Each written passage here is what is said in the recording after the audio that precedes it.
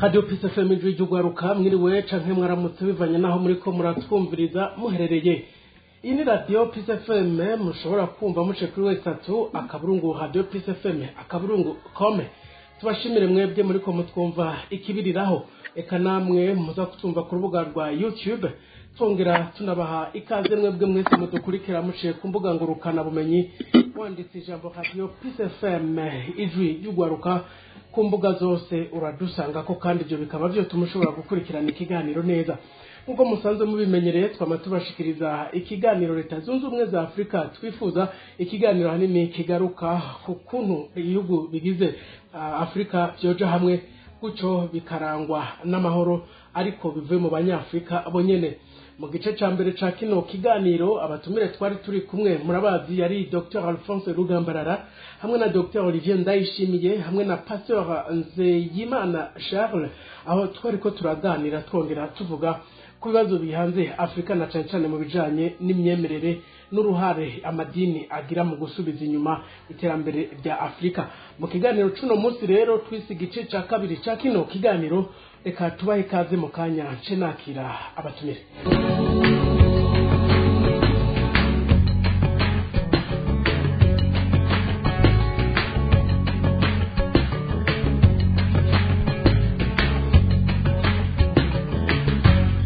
Ego narimejeje kubibabwira iki ni gice ca kabiri c'ikiganiro twaheruka kubashikiriza kubijanye n'uruhare rw'amadini canke kubijanye n'amadini yo bakamira mucoze bakavantara mu gusubiza inyuma urugamba rwa Afrika. Muri kino kiganiro rero nkuko ari gice ca kabiri abatumire ni babandi muganga Alphonse Rugambarara nimba unyumva reka nongere ndaguha ikaze muri kino kiganiro kandi ndagushimira mwakoze gusubira kutwitaba. Urakoze cyane Jo Philbert kandi ndabashimira ko mwasubiye kudutumira. Ndaramukije kandi abo tuza kuyaga uno munsi Dr Ndayishimiye, Pasteur Nzeyimana. Turizeye ko iki kiyago cacu kiza gufasha abarundi baza kutwumva. Murakoze cyane. Ego reka nawe ndagushimire muganga Olivier ni wabunyumva reka nawe ndaguha ikaze wakoze gusubira kutwitaba. Ego me wakoze nawe kusubira kuntumira najewe ni nkuko ndaramukije Dr Rugambarara na Pasteur Nzeyimana zo gusangira ikiganiro reka ndaramukije nabaza kutwumviriza murakoze. Ego Charles Nzeyimana ni wabana unyumva reka ndaguha ikaze muri kino kiganiro. Ego murakoze kandi turabishimira n'Imana ko yatuzigamye twese. Hama nkaramutsa n'abaganga babiri turi kumwe yaba Dr Rugambarara cyangwa Ndayishimiye Imana bishimigwe. Murakoze kudukunda. Jo Philbert Karangwa rero nije ndiko ndabashikiriza kino kiganiro uri karatuma amajwi abashikira ni Yves Irakoze reka tubahe ikaze ubugira kandi muganga Rugambarara ndaheri wawe. Mu kiganiro giheze twagumye tuvuga cyane ibijanye na alienation ariko abenshi baturungikiye ubutumwa basabye ko woheza ukabasigurira byimbitse alienation nigiki. Urakoze. Alienation yavuye mu nyandiko n'ubushakashatsi abantu babiri cyane bakoze kuri byo noshiramo n'uwa gatatu berekana ingene abantu bashobora gutwagwa ubwenge bwabo ntibasubire kwiyumvira nk'uko bahora biyumvira akaba ari uwundi umuntu abashiramo ivyiyumviro bagahinduka bakaba abandi. Iyo rero alienation dufashe abashakashatsi ba mbere novuga le professeur Cheikh Anta Diop wo muri Senegal yagize ubushakashatsi ahanini kuri alienation identitaire, alienation culturelle, yerekana ingene abanyafrika bataye identite zabo ntibimenye namba kubera abanditse akahise kabo ari abazungu nabo abazungu bakaba bakanditse uko bishakiye ivyiza byose bakashikishira kuri bo ariko ibindi bakabishyira ku banyafurika. Ibyo byatanguriye ku kuntu bafashe civilisation égyptienne, l'empire d'Égypte, les royaumes de Kush munsi, ingene abazungu bazivuze bakazishyirako ko ari zabo, ariko Cheikh Anta Diop yarerekanye cyane yuko hatwara abirabure, abazungu baje mu gihe batera Egypte bakayifata, dutanguriye kubavuye muri Mesopotamie batera l'empire perse, Darius n'abandi, hakaza les Grecs, Alexandre le Grand, hakaza abaromani, aho niho ibintu byagiye guhinduka muri Egypte, ariko intango z'ukuri za l'empire égyptien yari yabirabure. Arabyereka cyane cyane muri hari inama yabereye muri Caire, Egypte nyene mu 1974,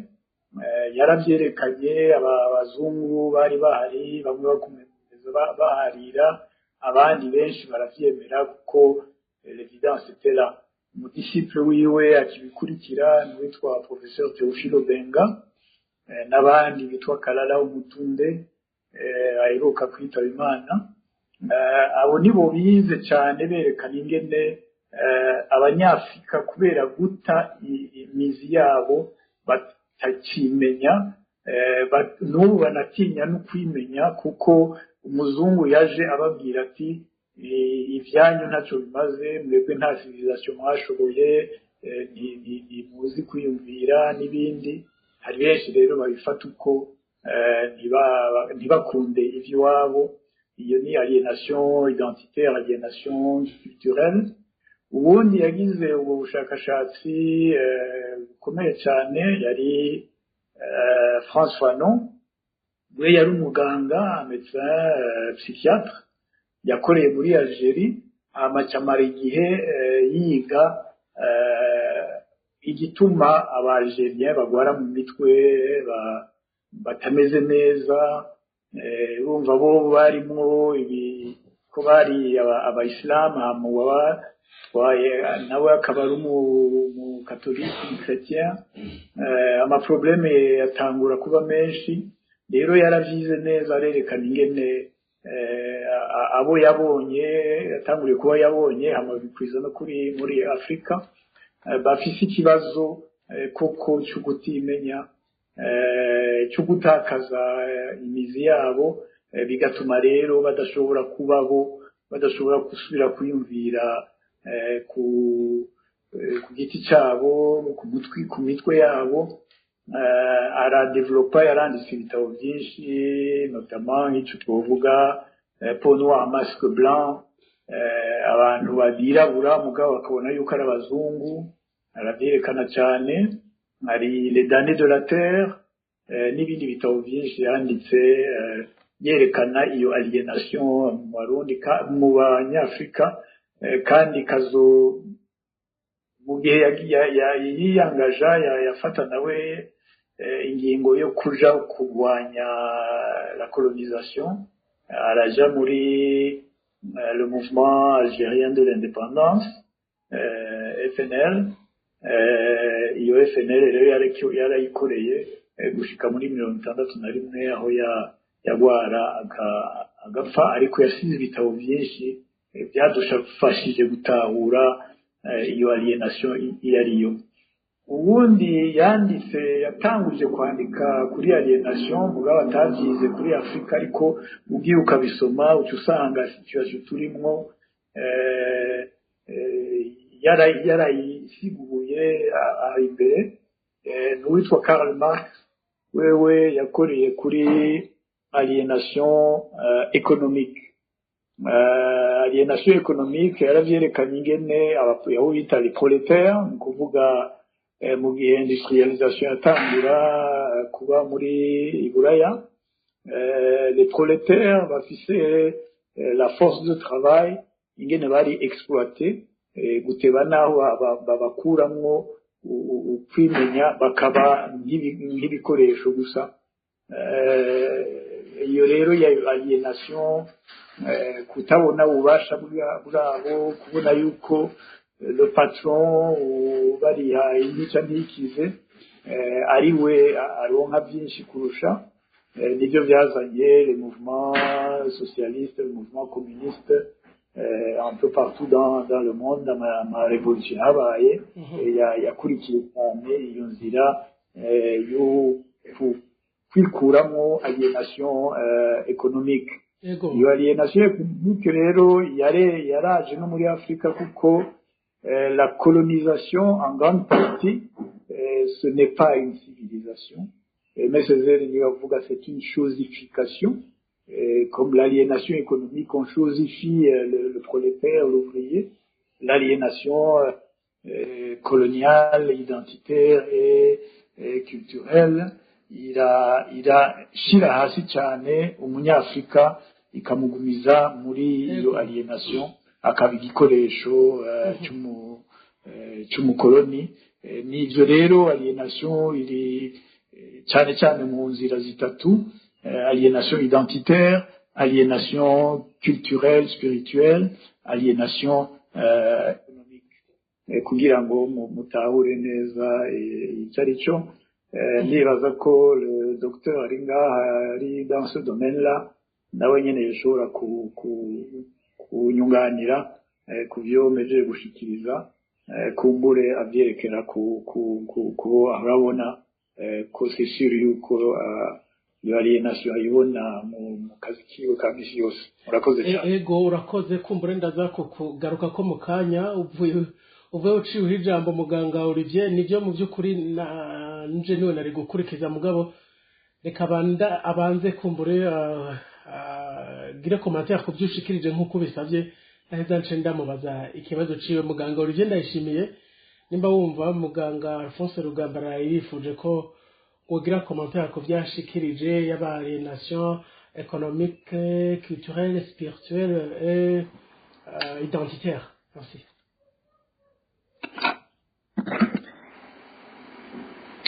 Egome nagira mbanze ntange gato y'umuco kuri iryo jambo aliénation, uko twebwe turyumva mu by'amagara yo mu mutwe. Ni n'ijambo d'ailleurs riva rikoreshwa cyane mu bya psychiatrie. Hariho abantu bita les aliénés mentaux, n'abantu amategeko ashiraho gufasha abagwayi, akategoriza, ashira mu ruhande rumwe ati aba n'abantu bo kwitaho, bo kuvura iyo bagwayi bo nyine ntibanamenya yuko bagwaye, no kubafasha no kudesida mu kibanza cabo. Iyo bakoze ivyaha hari naho bataba batahura ibyo bakora, cyangwa naho baba bitahura gukora amakosa, badafite ububasha bukwiye muri bo kugira babe maître de même, babe badeside icyo bashishoza, bagira icyo bahisemo. Umuntu arashobora kubatahura ko icyo ariko arakora ari kosa, mugabo kubera atabushobozi afise wabumbaza ati duha uburorero ndaza kububaha. Nabo rero bitaba aliene, no kuba ko batigaba, no kuvuga ko ivyo bakora bitaba bivuye mu gushaka kwabo kamere, ni nk'ubumuga rero baba bafise. Ivyo rero ni ivyo bitaba les aliénés mentaux, usanga kera babashira mu mahopito mazire psychiatrique bakabugarana, kuko bari abantu udashobora ari ubumuga sote bavukanye cyangwa byaje buke hano bigateba bikaba ubumuga bwo mu mutwe ku buryo umuntu ataba gishobora kumukiza. Iryo jambo rero niho nashaka kuvuga iryo jambo aho ryo ryavuye. Uburorero ni wano ngaho iwacu ngira hari abantu usanga ari dukerabwenge, niyo bita les aliénés rero. Sote adatahura icyo ariko arakora cyangwa ikiroranye yateza gukora, muri icyo gihe urumva ntabatahura ibyo ari byo. Bavuga ko ubwenge bwiwe bwazingamitswe, buboshwe, ari akigaba mu majambo y'ikirundi ngira ngo nayo cyane cyane, cyangwa ugasanga ari mu buzima butuma naho yarasanzwe atahura ibiriko biraba, atagifise ubushobozi na bukeyi bwo kwigobotora ikintu kiba kimutwaye ugushaka kwiwe. Ndaguha akarorero nk'umuntu alcoolique, umuntu yazingamitswe n'inzoga n'ibyayuramutwe, drogue n'ibindi nk'ibyo, n'akarorero kamwe gusa. Arashobora kuba atahura yuko kwiba kugira ashobore kunywa ivyo biyayuramutwe, kuko kenshi usanga ari abantu uburyo bwabo bwaheze, atagishobora kuvyigurira ko iyo addiction afise imutuma asesagura agura ibintu ku buryo naho yo bakora akazi karamunanira, ivyo afise byose akabigurisha. N'abantu muri ko murabona nk'abantu bari banyura umugi canke banywa inzoga bashika kure gose. Naho abatahura rero yuko kuja kwiba kugira agura ivyo bintu ariko sa ntashobora kubireka, ntashobora kwigaba iyo nyota yo kunywa ivyo biramutwe, iyo envie cyo bita les envies impérieuses, ijambo ndaza kuritora cyane cyane kamvuga mu kirundi uko abatwumviza bamva ikirundi cyane biba byaramugize imbohe umuja ku buryo atabacigaba ivyo akora, naho ashobora gutahura ko amakosa atakunda bari bugire. Niyo rero bayitariye naso mugabo yo kurundi rugero. Iyo rero ikaba ingingo ya mbere yuko byo bishika. Izo ariye naso rero nivyo uko Dr. Rugambara yabivuze, nivyo kuri nibigarukira no kuri identité, culture et économique gusa, bishika kure cyane. Baratwariye no mu bindi bintu byinshi byose dukoresha nk'ibi vyuma numérique, intelligence artificielle, biratuboha bikadushira ku murongo ku buryo usanga bitugora kubivamwo, ugasanga wageze ku rwego rwo kubikoresha ku buryo bisigara bikugaba, ku buryo bisigara bigoye cyane kushobora gusubira kuronka ino autonomy y'ubuzima. Ndagwa nk'akarorero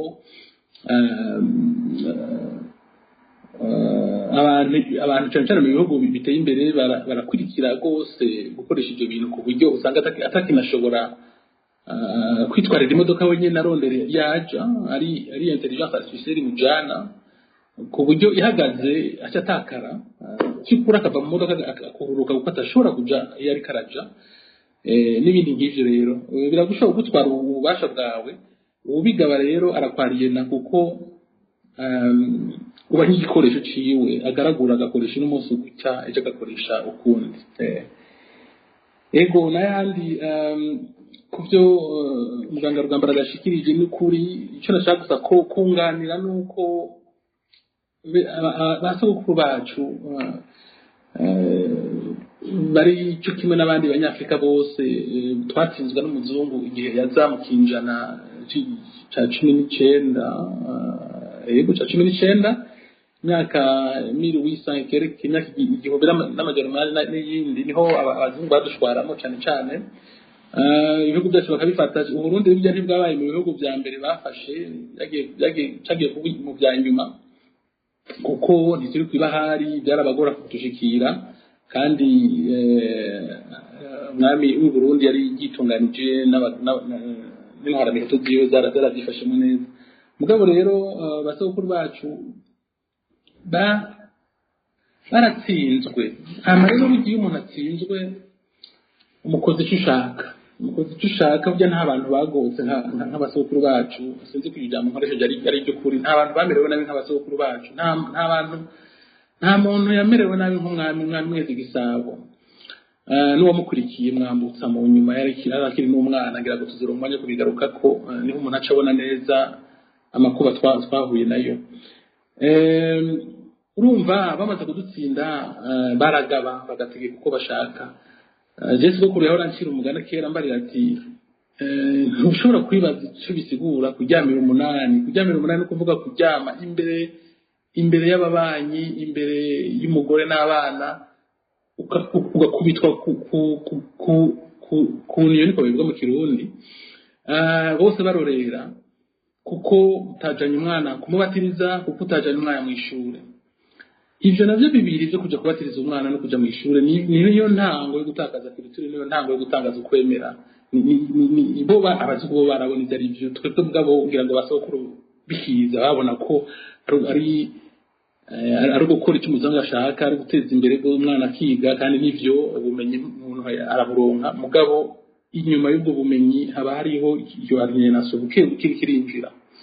Novuga rero yuko basogokuru batabigiyemo par plaisir cyangwa ko gushaka kwabo, bari bafatiwe inkota kuvuga kanu. Hanyuma rero bugiye generation zigenda zikurakuranwa,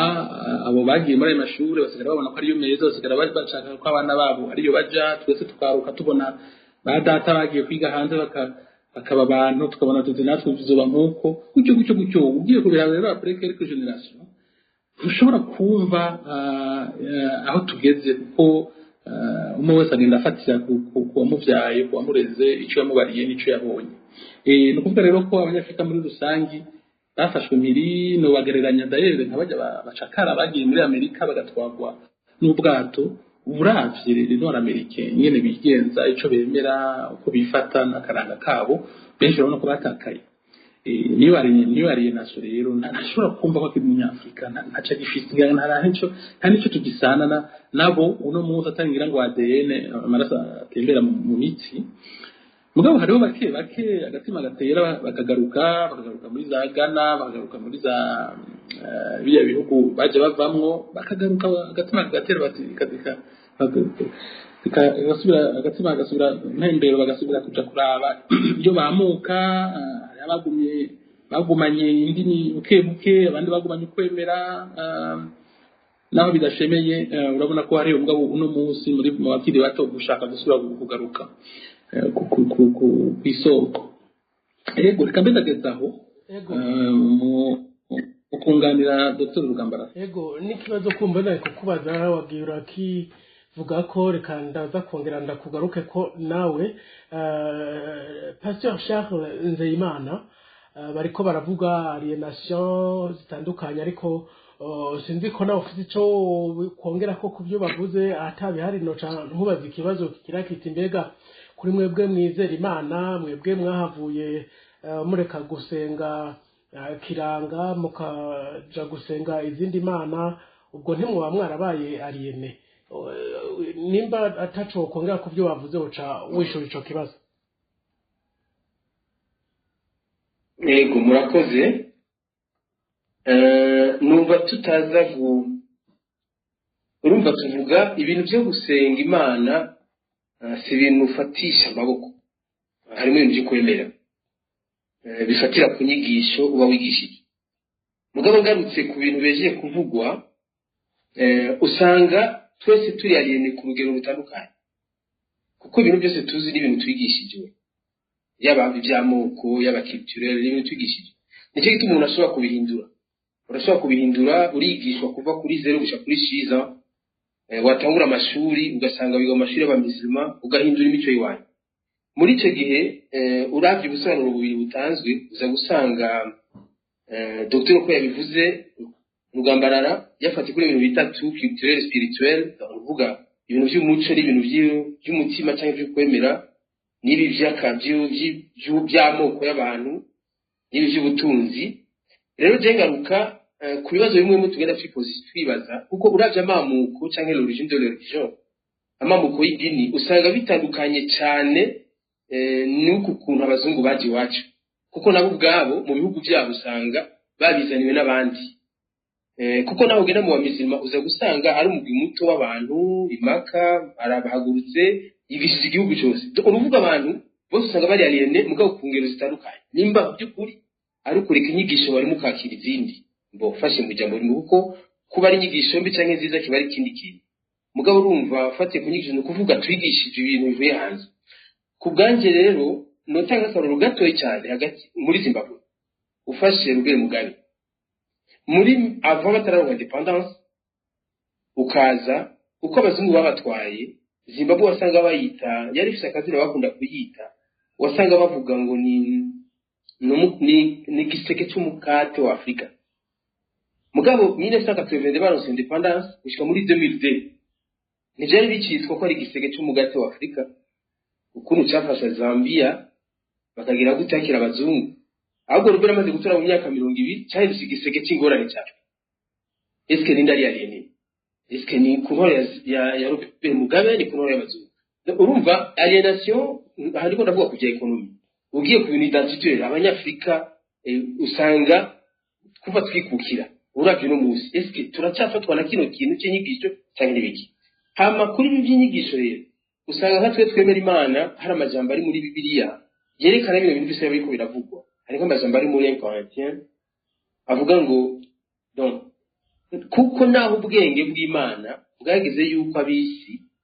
batohabwa kumenya Imana n'ubwenge bwabo donc hari umuntu ashobora kuba yarize akayanonosora me ukwiga cyane sibyo bituma umenya Imana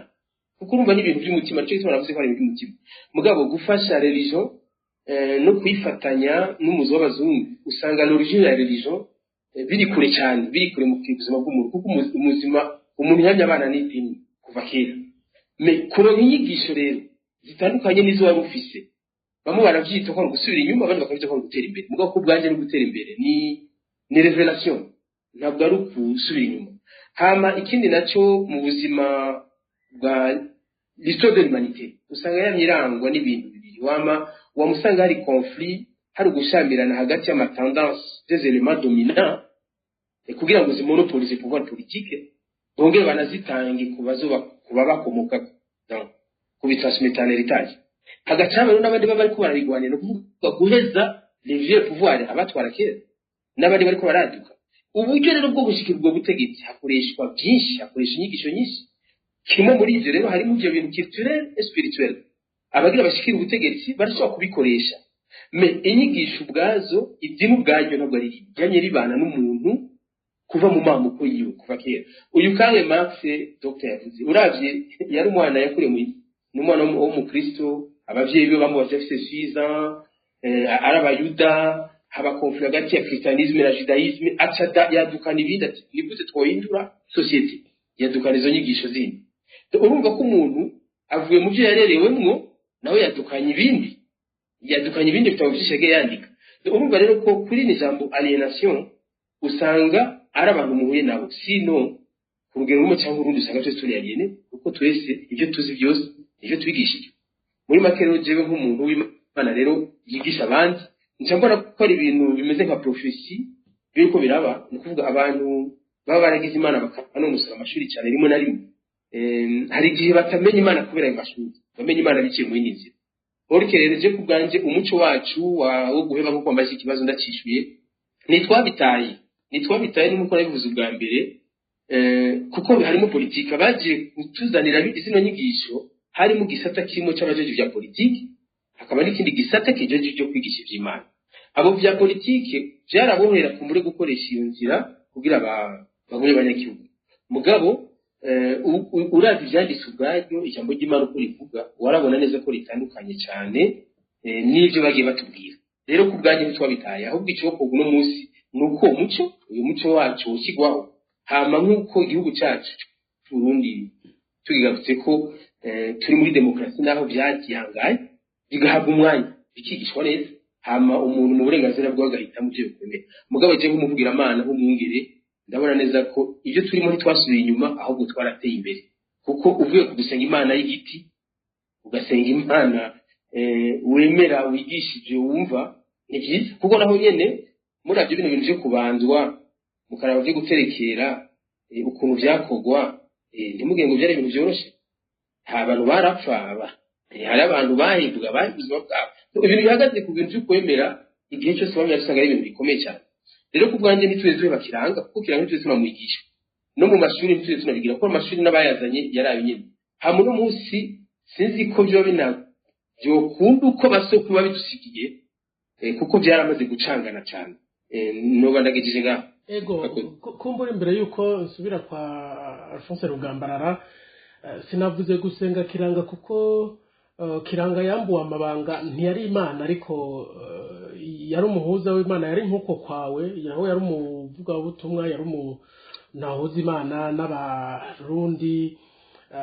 ariko kuva ico gihe haje idini na cyane cyane ya Ecclesia Katolika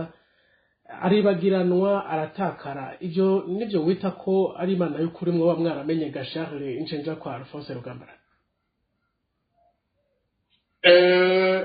nibyo nita ko reka tugere kuri kiranga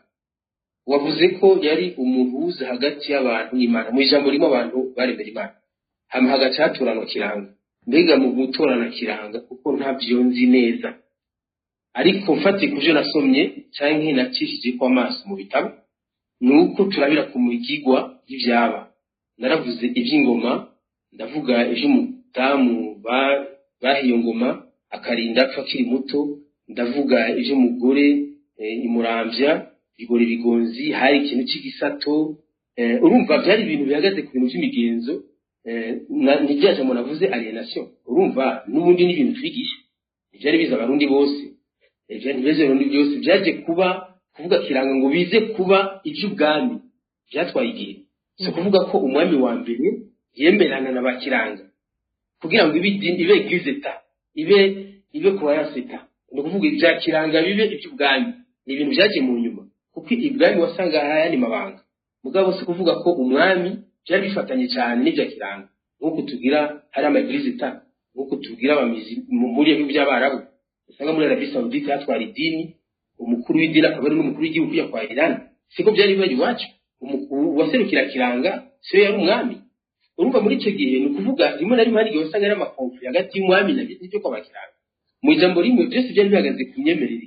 urumva ko tuvuga ku by'akaranga k'abarundi akaranga k'abarundi kari kavanze cyane mugabo akaranga ko gusenga Imana hariho igice cy'abemera kiranga nk'umuhuza wabo n'Imana ariko automatiquement uno munsi mu Burundi baravuga Imana ko bayishyize imbere mugabo si kuvuga ko umukuru w'igihugu ari waserukira abarundi imbere y'Imana ni kujya byari biri rero no kuvuga bavuga Imana ubu mugabo si kuvuga ko Evariste Ndayishimiye aserukira abarundi imbere y'Imana oya kujya ko bagira kera ivyo byari kera muri Bible niho byari hose ari eglise ta usanga umwami ashigwaho n'umuherezi mukuru ni iwacu siko byari biri si kuvuga ko bahamagara serukira kirango bari bashira umwami nibaza ko ibyo dogiteri bibabizi muri makero ntacyo twatakaje ahubwo twe twavuye ku byo ni evolution kuko urumva umuntu dogiteri ngaha bose baravura mugabo bacu dufite ibintu twita agasabiko none uno munsi tuje tuvuga ko twabayarine ko badutera inshinge ko nzi hari imiti myinshi nagerageje kubikurikirana n'ubu no kubwira nti niba ugafata umuravumba ugafata ibi ukabivanga n'ibi ugafata ibi ukabivanga n'ibi none twavuga ko abarundi ko batakibivura babayarine oya nukuvuga ibintu byo kugura imiti y'ikirundi biriho mugabo n'ubuganga bw'ikizungu buriho nivyo muri materiel no gusenga Imana mu ijuru twarateye imbere docteur aratuvura neza mugabo kandi nukoresha imiti y'ikirundi arakuvura neza rero jewe twarateye imbere ubuvuzi bwarateye imbere mugabo kandi n'ubuvuzi kama agasabiko karacariho me dikasura nta muganga yobwira undi muganga ngo mwe mwarasubiye inyuma aho muri ico gihe tubwira n'abaganga tuti muratubeshye kera umwana agwaye baramwina uno munsi bagabo batubwira ati bamwina nabi bigendo kera umwana agize uko baragira none niko bikiri no munsi twari dufite abafumu twari dufite abantu bakinda none ibyo biracariho urumva none tuvuga ko twabayarine twari dufite ibintu twitwa ati hariho abavyeyi bakugendeye ibitega none mu byo bintu ari byo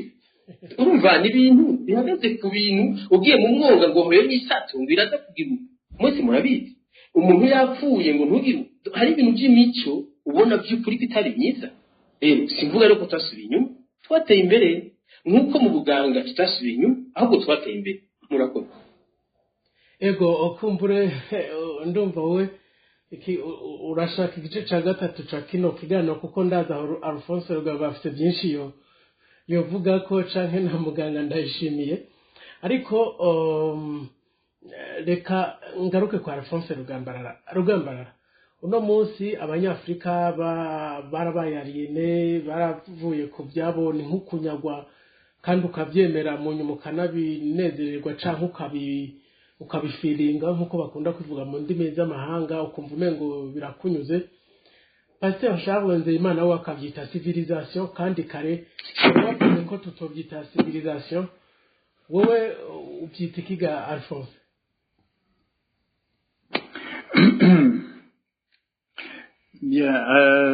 urakoze cyane ariko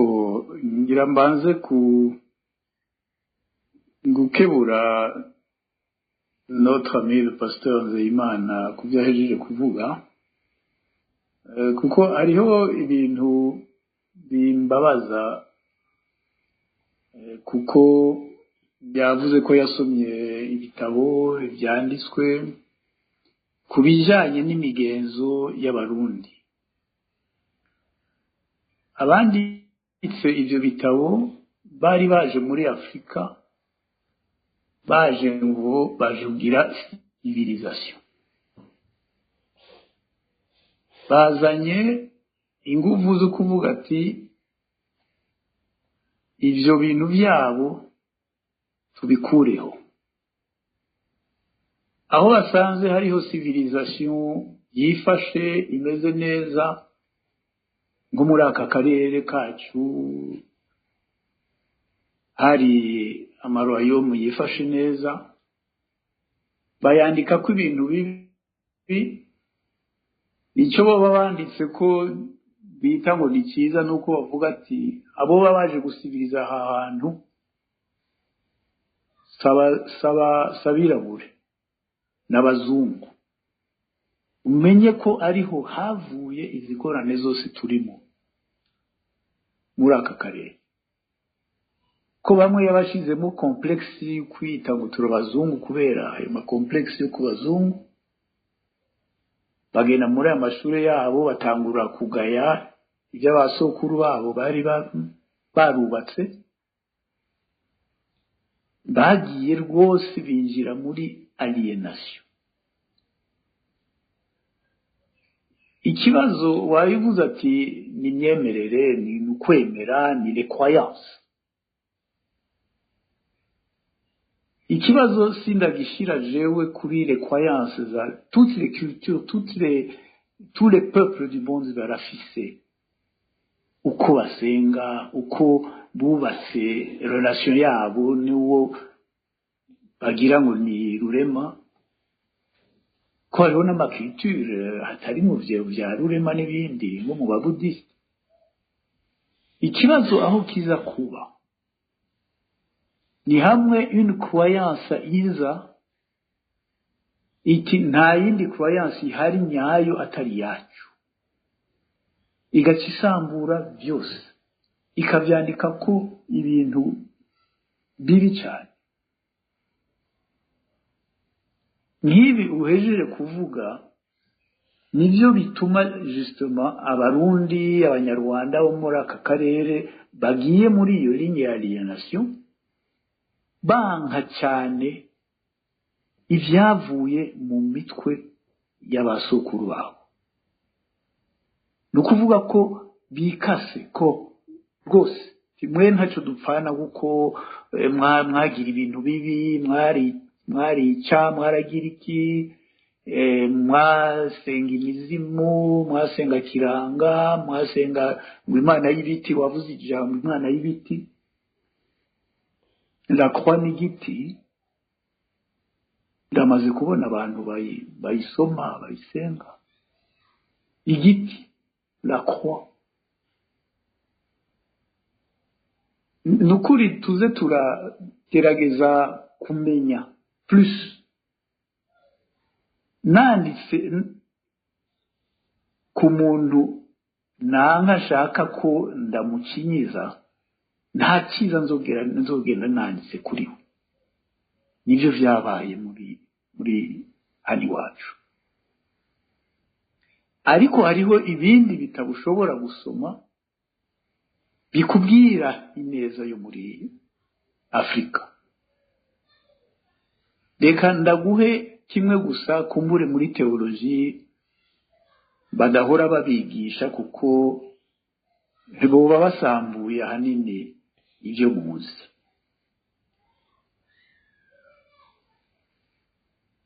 ndagusabye uze ugire effort yo kuraba muri Afrika ikijanye na monotheisme kwemera imana uko kwemera imana kw'abarundi kw'abanyarwanda bose muri aka karere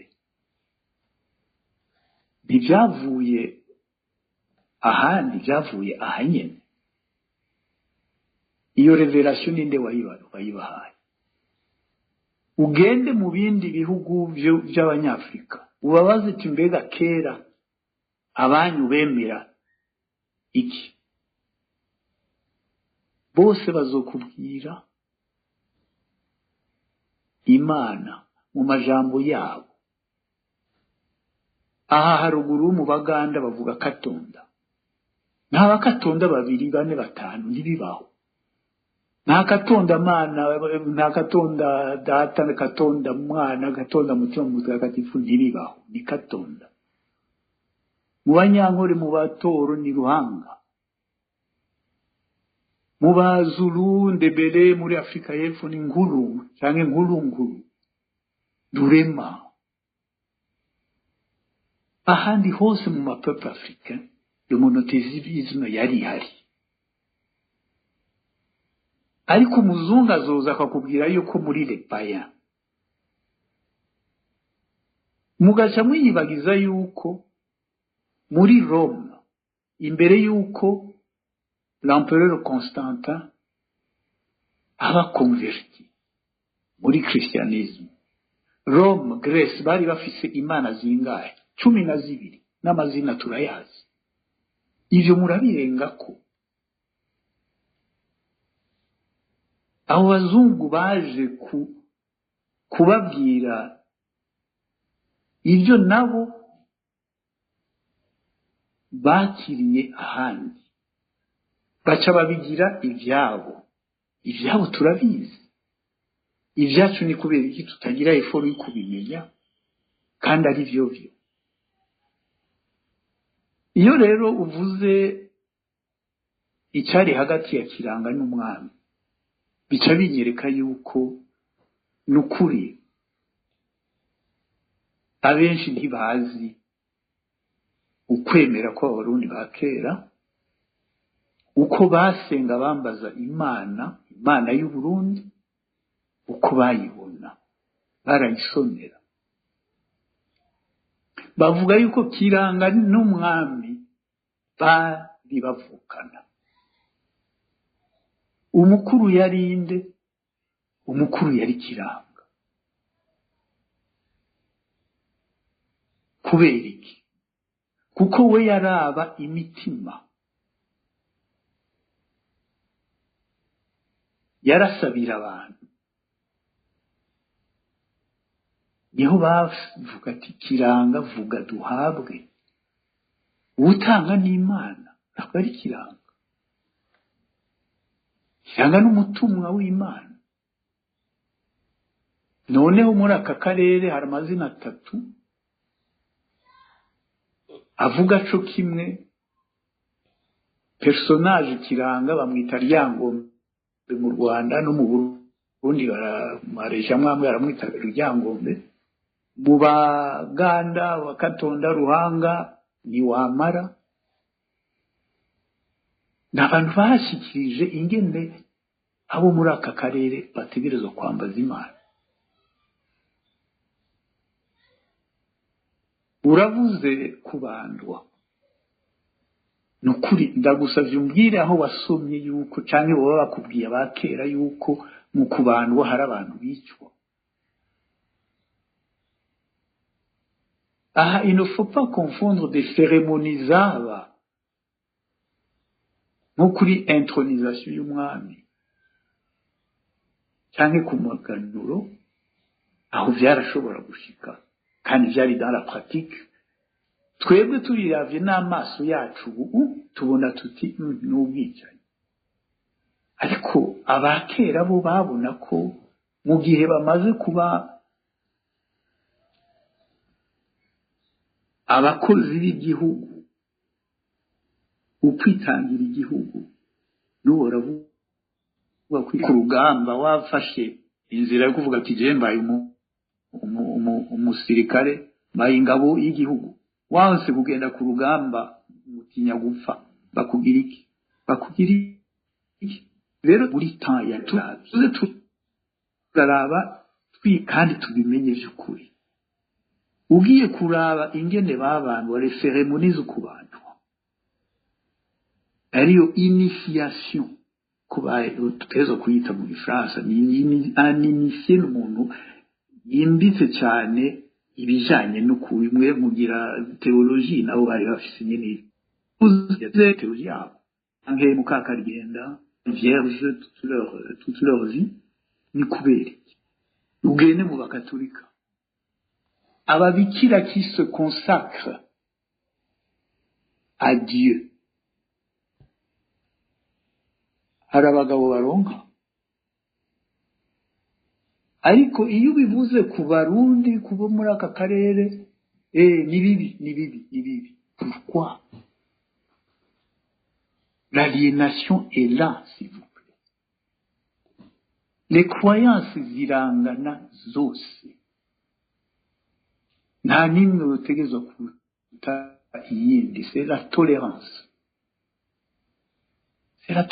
mugiye mu ngwano y'amakroyanse ntibikunda sinje kukubuza gukomeza croyanse yawe mugabo icyo nifuza nuko iyo abarundi bakera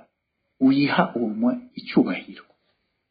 kuko niyo abasokuru bawe nta bubi barimo nta shetani barimo bari bazi imana bari bafise n'amavaleur ubu umupadiri yaje kubitwigisha ugira iki Chafata inyigisho ya Jésus-Christ. Jésus-Christ commandement yavuze ko ari commandement zingahe zibiri za Moise ni 10 izabarundi tugiye muri kirazira zirarenga ijana kirazira il y avait des valeurs que dans l'éducation vous devriez respecter. Yego Jésus rero ati uremera Imana aho gusisi muribaza gatoyi pastori ko yawe muri Ancien Testament twamubona musoma chaque page yawe ariko muri Nouveau Testament nararondeye handitse yawe ndahabuka j'ai Dieu le Père, Dieu le Fils, Dieu le Saint-Esprit. Je nibaza ko mu bifisi insiguro muri croyance yanyu sindayideranje mukabo moi ça me dérange kuko nzi ko Imana ni Imana ntayija mu kabiri gatatu kane gatanu ntibibaho muri conception muri pensée y'abarundi ni Imana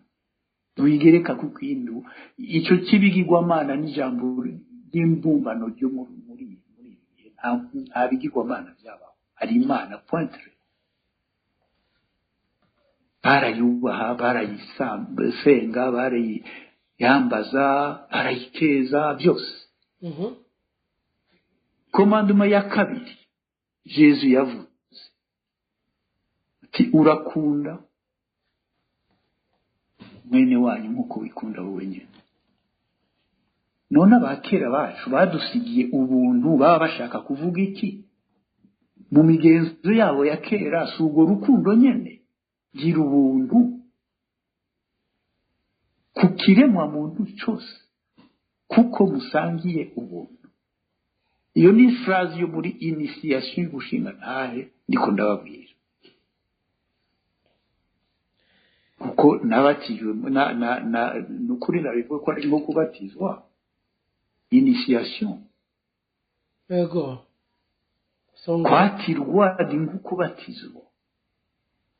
uri initié y'ukuja mu ma valeur essentielle ari des valeurs universelles. Ce n'est pas des valeurs catholiques ou chrétiennes ou bouddhistes ou tout ce que vous voulez, non. Ce sont des valeurs universelles. Izo rero abarundi bari bazifise. Rero iyo tuvuze ubuntu tugashaka yuko twese tuba abantu b'ubuntu naho tutabishikako nayo mavaleur twifuza yuko abakera bacu bifuza yuko twama dushira imbere. None izo commandements zibiri za Yesu nizari zihari imbere yuko n'umuzungu aza kuzitwigisha. Ego kumbure songora rugambarara. Ego ndasongora kuko byambabaje gatoyi kandi ndabivuga uko ndabasabye mwa barundi mwe nimuze muri isu kuko uyu yitwa ngo yazanye civilisation yaje kukubwira ati ni wisuzuma kuko ntacyo umaze nta byiyumviro ufise ariko ndiko ndabibereka yuko ibyo byiyumviro simbimbano ni by'abarundi babimbye bonyene mu mutwe yabo barabidusigira rero sinzokwemera kubita ntabonye ikintu kiruta ibyo basigiye gushika ubu ntavyo ndabona kubijanye n'iterambere iterambere riri sur le côté matériel essentiel nayo n'iryo terambere nyene wavuze ivyo buganga dufate la médecine chinoise. La médecine chinoise aujourd'hui, elle est acceptée. Mais quand les colons étaient encore là, barayikinije barabagwanije gushika. Ariko baravuze ati kubera iki mudukuramo avancée intellectuelle yacu mukaza kudushiramo ivyo bintu. Dufashe ukuvura kw'abakera kwariho wari kuvuga ibyo muri medicine tuvuga ko les effets secondaires d'un médicament birashika n'umuganga uzuraho umuganga w'ukuri aranga imiti kubera azi yuko ishobora kuzana les effets secondaires ou des choses comme ça. Ni ibintu biri dans la science birahari. La science n'abarundi bari bayifise gucura ntivyaje par l'Occident, non, mais on aurait pu continuer notre développement sans être perturbé cyane ukarahura ahandi hariya bari icyo bandushije reka ndakiraho uri ndakizana yego merci nashaka guclarisha aho hantu koko ntimwisuzugure kandi mwimenye koko uko muri mu byiza no mu bibi kuko nta bibura dans une société. Yego urakoze yego nawe ndagushimire muganga ndayishimiye nivyo Afrika yaragiye iraba ariene no munsi bigeza aho bikomera mugabo hari abariko barivyukiranya nkuko kwanyu byumvira mugenda mushikiriza na cece mubwira abakiri bato biboneka neza yuko ejo canke hirya y'ejo hari generation canke urunganwe ruzokwivyukiranya rugasubiza iteka Afrika na cecane haba no mu kuyishira hamwe ikaba nka leta yunze ubumwe. Nonega muganga ndayishimiye ubona rero ubuunya hoko gwiki kugira ngo kuko twumvise kubariye neko atari kintu ciza ubu nibaza ko bariko baratwumviza bagi isobanukiwe neza uno munsi rero hoko gwiki kugira ngo habe ukwigubotora. Egome imbere yo kwishura ico kibazo nagira mbanze ngira ico mvuze ku byo Pastor Nzeyimana yashikirije jewe contrairement y'uko Rugambara aravuze yuko byamubabaje hari birumvikana jewe ibyo babaza kandi ibyo ntangaza ni ibintu bitahurika cyane. Icyambere cyo cinaganda mubarire yuko suko umuntu yitwa ko yize amashuri menshi kwaca umuhakanyi ni haba hari abantu umuntu yemera Imana cyane bindishiramo ko ndimo ugiye kubiraba amashuri ntahuriye n'ibi turiko turavuga uhava usanga abo bose bazanye madini b'abazungu eka n'ababayobotse b'abarundi iyo myaka ya mbere barawe nyene bagiye mu mashuri n'ugiye kubiraba usanga ari bake bize mu mashuri menshi bashobora kuvuga ibitiko turavuga bashobora kwinegura. Ega iyo turiko turavuga ibintu turiko ntawe gende ko ndashira kwikosa burya nta nubundi ko ndatuma urutoke navuze basogokuru navuze byashikiye basogokuru bacu n'abami ntawe ndabirabisha ko ni byatwese ico ako kaga twagiyemo naje karandaba naje narabatijwe nk'abandi bose, naragiye mu isengero nk'abandi bose, naragiye gano mu bakizwa kwa pastor nkawe nyene. Ntawe rero novuga ngo ndatuma urutoke ngo nuko ngo nize amashuri menshi ngo ndiko ndahakana ukwemera by'ukuri. Gusa natahure yuko ibi tuvuga ahubwo biva kurinda burya si bose bashobora ibyo turavuga, bashobora kwinegura bakisubirako bakavuga bati none burya turekerane na twebwe tugenda kagirire n'abatoyi bacu ntidusige tugize icyo tubabarira. No gutahura ko ari ibyo si bindi. Yatanze uburorero bw'amashuri tujamwo byo kuvura, atanga uburorero bw'Imana iwacu. Bwa mbere bwo Imana rugira byose yabasogokuru nta coza kiyiruta, kuko yavuze ngo Imana yo mu ijuru. None rugira byose yaremye isi n'ijuru, ikari mu Burundi, ikarema abasogokuru bacu, si yo mu ijuru. Iyo mu ijuru ni yindi y'ubundi bwoko kanatsinda. Iryo jambo Imana ni jambo gicaremye ibyo tubona byose biriho n'ibyo tutabona. Ntushobora kugita kurifata iryo jambo ngo ugite ibindi bintu byaje biva ahandi. Ivyo byaje biva ahandi byita irindi zina ryavyo, mugabe iryo jambo Imana ntishobora kurikoresha hose ku bindi byose bishoboka. Rireke riguma ari Imana kama rugira byose y'abarundi. Ni naho umuntu acabonera ikosa aho riri n'uruhenda aho ruri, kuko utanguye kuyikoresha mu bindi byose, mu yandi mamana y'ubundi bwoko bwose yaje abandi afete uba wiyibye, wafashe izina ry'Imana rugira byose y'abarundi ukaritwara mu bindi, ukarishushanya ukundi. Niyo navuga mu kiganiro giheze aho abashushanya ibishushanyo by'Imana babishushanya n'amasanamu y'ahandi, si Imana twe tuzi y'abasogokuru.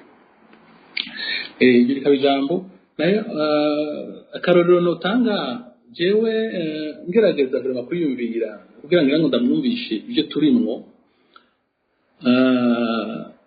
Uravye akarorero k'aba Ethiopia, ni igihugu kitari kure yacu, dusangiye n'imicuka itari mike.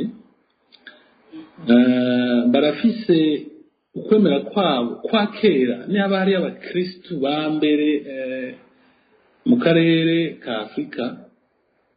nabo ba Ethiopia. Bafise ukwemera kwa kera gose kw'ibinjana, ikinjana ca mbere n'ikinjana ca kabiri Yesu Kristo apfuye, bari mu ba mbere. Ni naco gituma ubona ari igihugu cihagarara ko gifise akaranga kibushe ibindi byose. Ni naco gihugu dahere kitigeze gikolonizwa gitsindwa n'abazungu, baragerageje ntako batagize. Mugabo ukwemera kwabo iryo ni rero umuco wabo no kwemera kwabo kama bya kera gose bagumye uwo muco wabo ukaranga kabo gucaba. Nico rero Celestie yaje mu myaka ya kera cyane, myaka 60-70 yarafite kwemera, yarakujanye no muri Jamaica. Jamaica ni igihugu kiri hafi ya Amerika, aho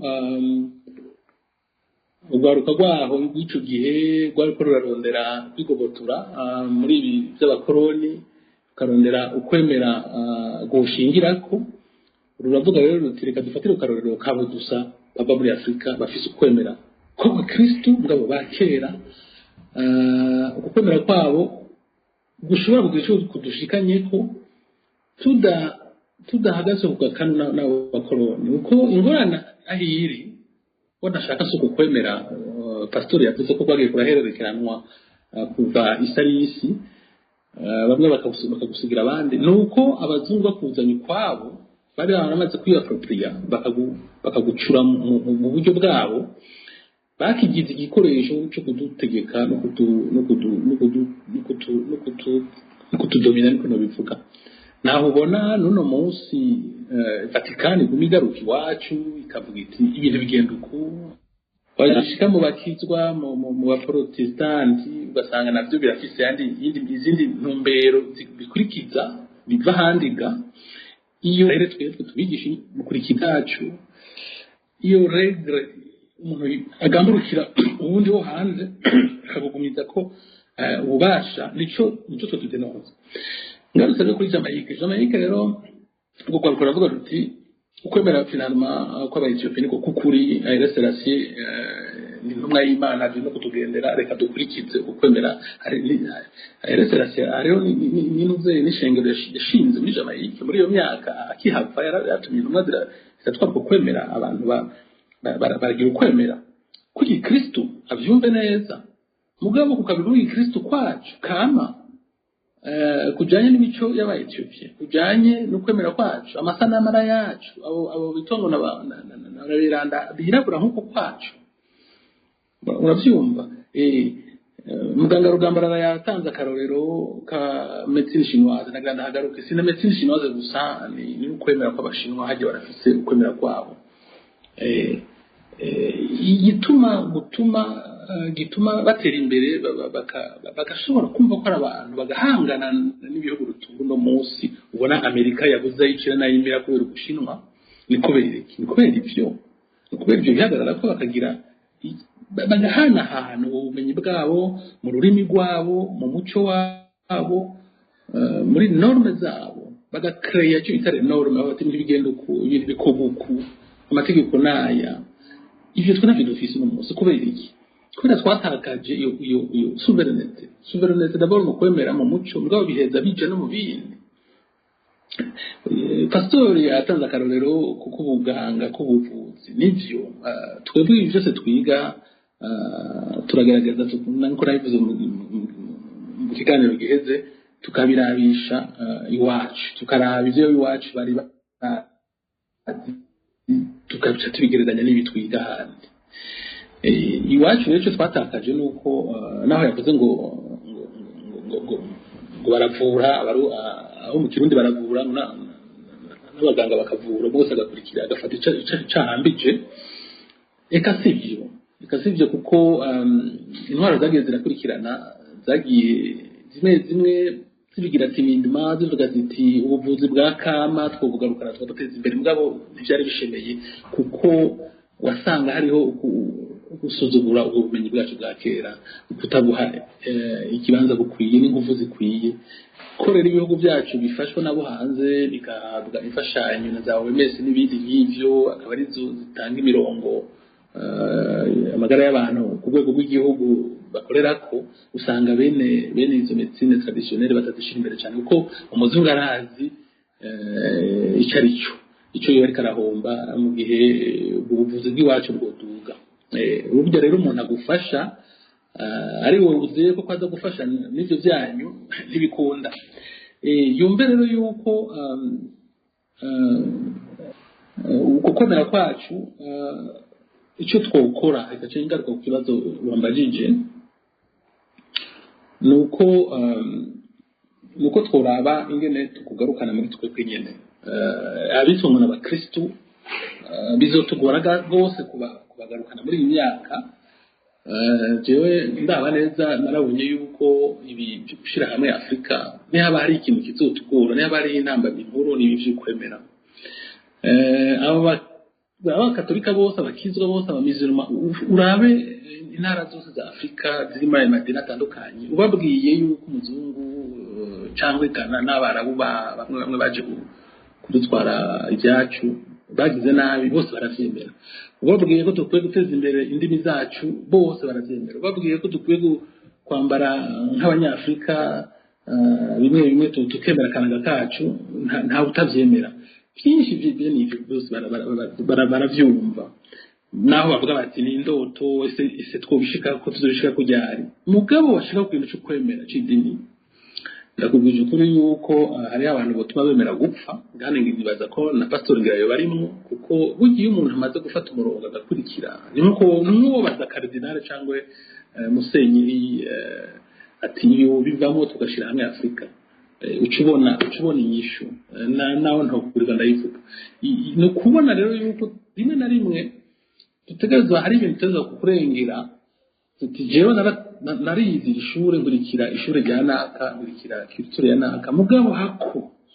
abo nzosiga buzukuru n'abuzukuruza bazaguma muri ibi ndimo kuko nabo nyine nihenze ngira ngo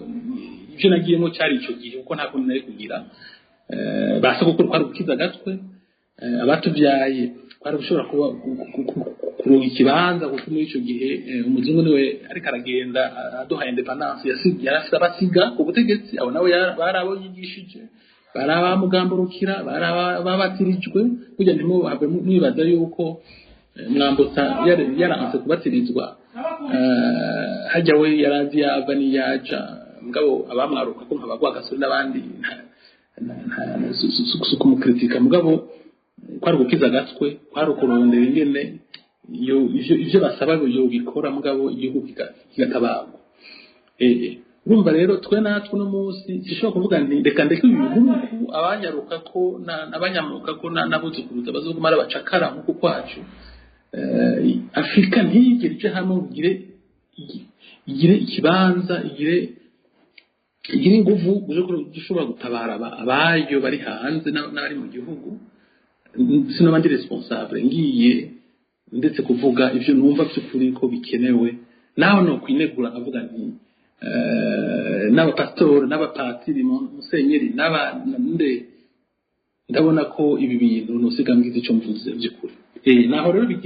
biratugora umuntu afite umurongo biramugora guhindukira kuko nonsema ari natakaza ico yofungura haratakaza karanga kiwe ko yaramaze bimwe navuga mu kiganiro giheze umubajije tubiki imbere yo kuvuga ko ari umurundi imbere yo kuvuga kwibuka basekuru n'abandi akubwira ko ari umukizwa akubwira ko ari umukatolika yakiriye effusion hari ibyo bita effusion mama wanje biharawe muri ico gihe kucyo ukazorindira kuko nivyo yigishijwe kandi niko ni organisation hajya zose zirafite amaslogan zirafite ibyo zishira imbere rero ngiye ku mayange mu ncamake icyo twokora ni ukuraba abo bitokora abakristu tukaraba ingene bofatira ku bintu bitwegereye iby'iwacu akarorero nagatanze hama tugashobora kugerageza tukanagura ibyo kwemera kwacu byiza yatanze uburorero bw'ibintu bitagenda neza icyo gihe nivyo erega niyo medicine chinoise nuko kwemera ko abashinwa natanze akarorero ntivyanye biruko harimo amakosa menshi harimo ibyo bagiye barameliora ikintu cyose kigirwa na progress medicine chinoise ko yari iri haraheze mu myaka 1000 siko kiri no munsi iri modernise ukwemera kwabo ni nkuko nyene natwebwe ivyo by'ico gihe iyaba twarabigumanye twogiye turabinonosora tubicyorora tubigira byiza ku buryo no munsi mu 2025 ko bari ukwemera kwacu ku rufasoni bimwe twarabikosoye tukabigorora ni nuko rero nta kintu kivuka ngo ufite cyuzura ingufu ubwo nyene mugabo igihambaye no kumva ko ikintu ari gwawe atari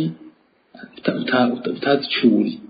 utagiye mu bintu utumva ugakurikira cyo bita gukurikiranya ringa niko bavyita iwacu niko babivuga mu Kirundi sino genda nahejeje mvuze ikintu kimwe unyihanganire kimwe gikomeye uwo muzungu yazanye ekereziya imbere y'uko agenda imbere y'uko agenda agishika icyo bita remission icyo bita lieu missionnaire z'abamissionari hariho muyaga umengo kumugera muyaga hanyuma akaba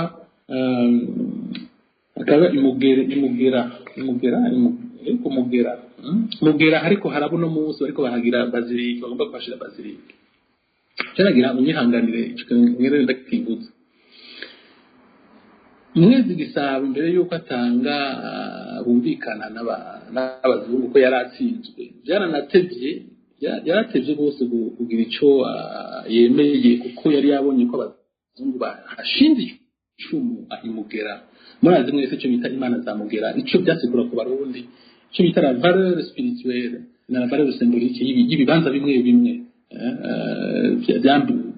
abantu bambazamwo imana aravuga ati ahantu uku kuntu muhashi kandi bo bazungu hajya bari babizi bari bati cyo bakoze bahashinze iyo misinari kuko bavuga bati iki ni kibanza ceranda ku barundi kirazira ko abantu bahagwanira kirazira yuko bahicanira ngo ni ngwano hari ahantu amahoro baragwana bakagwanira ahandi hose mugabo hantu hari hiranda ntibahashika umuzungu rero cyashinga iyo misionari kuko yarazi yuko naho bizohinduka kuko yavuga ati aha turahabaye tutahabaye ibihugu by'abirabura tuzobivamo umunsi umwe ntibazohatera aranahengera imbere y'uko agenda imbere y'uko atanga independence 1961 ati ibi abantu twabasiga uko ibi uko twabisanze nitwo bisiga kuko nitwobaganza turi hanze nkuko twari tubaganje turi ngaha iki kibanza tutegereza kugifutanya bati reka dukonsacre icyo bita consecration y'u Burundi kuri Bikira Mariya bati iki kibazo tugira iyi sanctuary y'abarundi reka rero tuyihindure tubishyire mu kibanza cyo gukomera tuzanye wanashaka duce ibe imeze twandise imbere yuko tugenda mwambutse umengo iyo yatwara ico gihe 1961 yaranse kuja muri ivyo bintu yaserutse yarabona yuko yarabona ko bigoye mugabo hariho mubona vuze hariho unigo ya administration yavuye arahaca ubu rero ibyo tugezemo no munsi byabandanije bariko barashimangira bati iki kibanza kubwira tugire icyo bita verrouillage stratégique aka karere kitwa kiwacu tuhashire icyo bita empreinte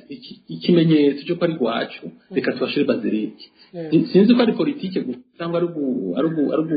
ari gushikira abatwara ubu kuko baba muri yo ntara kandi icyo kibanza gice kibikibanza cigendero n'ibindi nk'ivyo nukumva yuko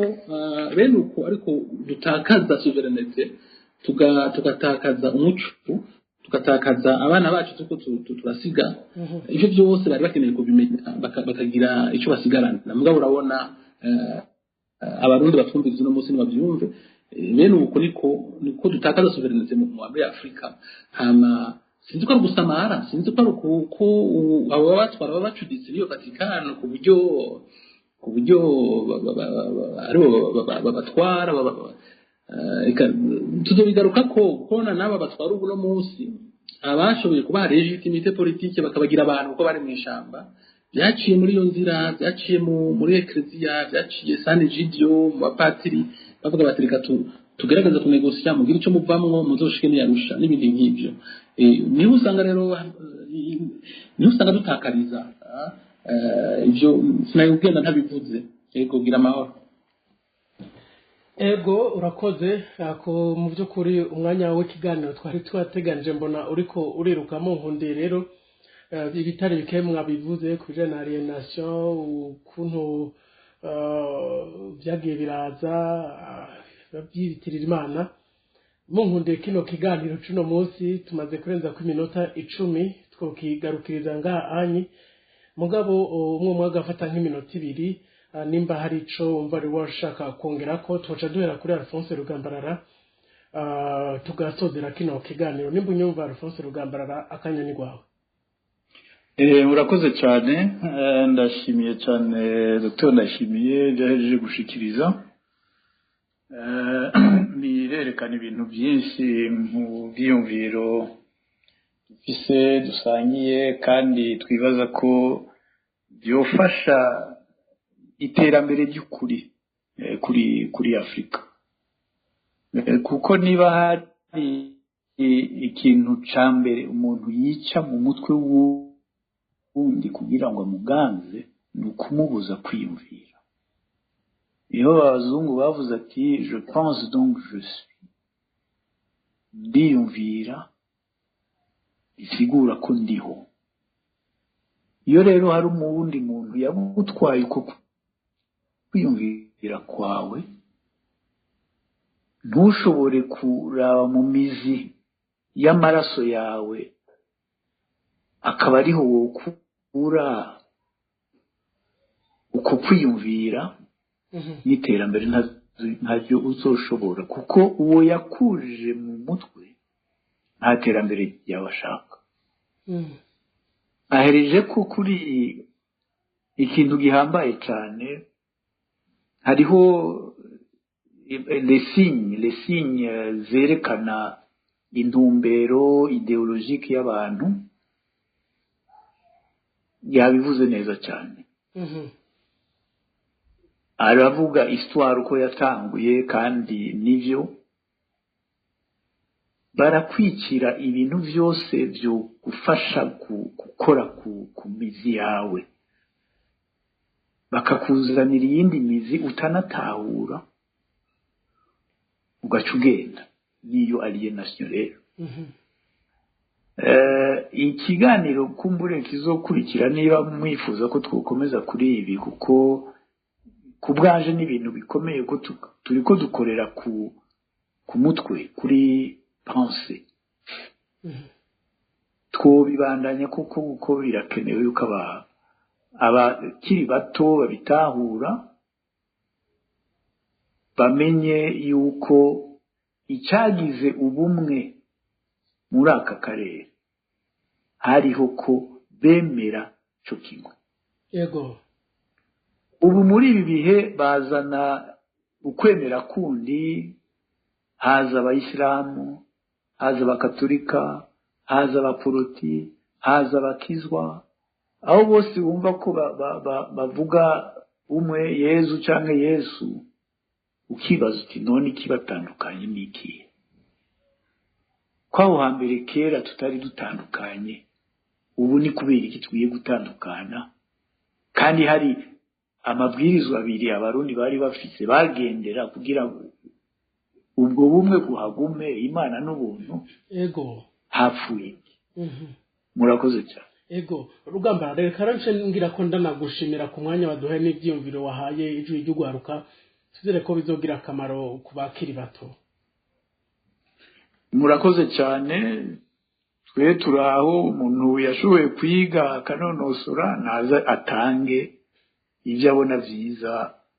ku banyagihugu uko uzoduhamagara tuzokwitaba kandi ndashimiye abo twasangiye ikiyago bazanye ibintu vyiza bitukomeza mu nzira turimo murakoze cyane ego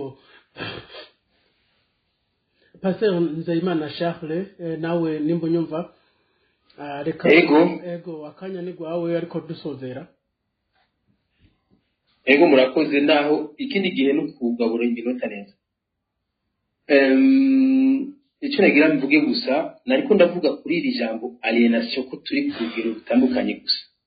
mugabo duhagaze ku vy'umuco w'igihugu n'akaranga kavyo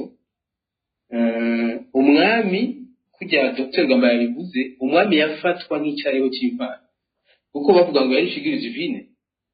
kandi ugasanga yari afise autorité politique spirituelle agacagira umufumu rero bitakiranga cyumwe no kuvuga nuko kiranga akazi kiwe hanini wasanga ari kupreserver des traditions et lois ancestrales donc nivyo yakora yahuza ibya kera n'abantu n'abapeple donc muri make navuze nti mu kwemera kwacu ko turavuga hari imizimu abavyeyi ibisigo ibitega sinavuze ko ivyo bintu ari bibi kubavyemera kubabigenderamo mugabo ndabizi neza kuno munsi tubigize ngo tuvyigishe ibintu byaje umuco nubundi kugira ngo byorohe uno munsi ndazi ko umwami nimba yarafise yafatwa nk'umuntu aserukira Imana akaba afise autorité politique spirituelle niyo matendance y'abategetsi bose batwazi gikenye rero uno munsi rero tugiye mu by'ubukristo ubukristo muri bitugo turavuga uno munsi tukabihuza n'iterambere ntibizokunda uyu muco wacu wa kera wo kwigishwa mu gihugu neza mugabo naho bisana ko abakristo cyangwa ubukristo bwoza konora iterambere ry'igihugu ntabwo ari byo na gato hama ikindi nacyo mpereza ko icyo niko ndatapfura kuko Dr. yavuze nayo ndashimye ko tuwaganiriye mugabo je nemera Bible muri Corinthiens 1:18 avuga ko ijambo ry'umusaraba no gupfa ku bantu batemera hama ni n'ubushobozi ku bantu bakizwa ni ibintu bisaze ko haba uguhanahana ivyumviro ku kintu nk'iki icyo no gusaba gusomesha amakuru nuko hoba ikindi gihe uvuze ko tudebata kuri bino bintu by'umuco je mvuga ko uno munsi abemera Imana ni benshi ku isi nabo bemera ibya kera nibyo kunda no kwiterambere ribaho batari impliqué nibikunda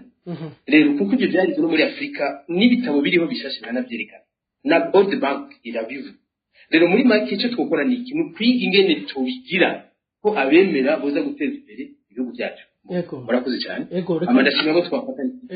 wakoze cyane nawe kwitaba kino kiganiro wakoze no ku ntererano yawe ego murakoze muganga ndayishimiye usozera kino kiganiro ijambo ni gwawe duse n'abasozera. Ego me wakoze kudutumira ndashimiye nabo twasangiye ikiganiro muganga Rugambarara na Pastor Nzeyimana ndashimiye n'abatwumvirije hanyuma ejo nejo bundi nitwaronka kanya tuzobita bari mwasura kuduha ako karyo kuguterera murakoze. Ego murakoze namwe murakoze mwese ko muratwumviriza ikibiraho muciye ko itata akaburungu Radio Peace FM akaburungu kome mwakoze abo twanye kuva mu ntango shimire mwe mwese muzokurika kuba kwa YouTube eka no kumbuga ngurukana bumenyi za Radio Peace FM ijwi ry'ugwaruka twako tuganira ku ijambo alienation ngira mwamaze kumva isiguro yaryo